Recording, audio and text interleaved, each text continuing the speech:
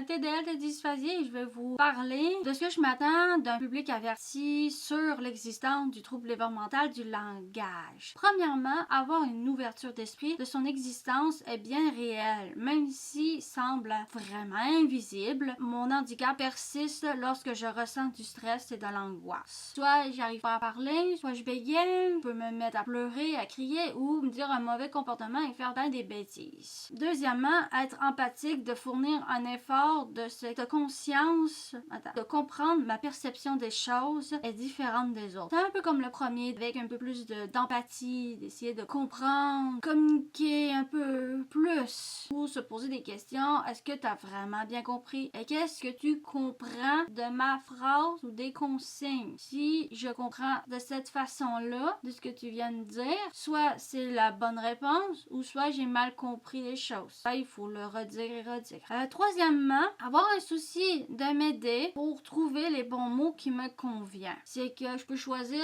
les mauvais mots ou les mots que je choisis sont peut-être pas clairs. Donc, il faut qu'on m'accompagne à m'aider à trouver des mots, des bons termes qui soient clairs pour n'importe quelle profession ou n'importe quel domaine. Quatrièmement, m'avertir rapidement à changer de vocabulaire. Moi, je m'attends normalement à ce que mon entourage, soit au travail, la famille, s'il y a un mot de vocabulaire qui est inapproprié, j'aime mieux le savoir immédiatement et non attendre plus tard. Je ne peux même pas me rendre compte par moi-même. Je peux pas le deviner si personne me le dit que mon mot finalement il est blessant ou la phrase au complet. Peut-être quelqu'un de direct dans la vie. Personne ne se pose la question si je dis ça pour méchamment ou une vérité. Moi, j'ai tendance à dire la vérité, super honnête et sincère dans la vie. Mon intention, c'est jamais être méchante avec les gens parce que justement, je suis honnête, sincère et direct. La gentillesse. Et dernièrement, il faut être patient. Sans la patience, je ne serais pas là aujourd'hui à présenter une vidéo. Ce n'est pas vraiment de ma faute si j'ai du mal à dire les bons mots ou à bien m'exprimer. Si je commets en fait des erreurs de communication, ça n'est aussi pas vraiment de ma faute. C'est mon handicap, il est invisible, c'est bien réel, c'est juste que je suis comme ça. Et c'est ça, c'est moi. Bye!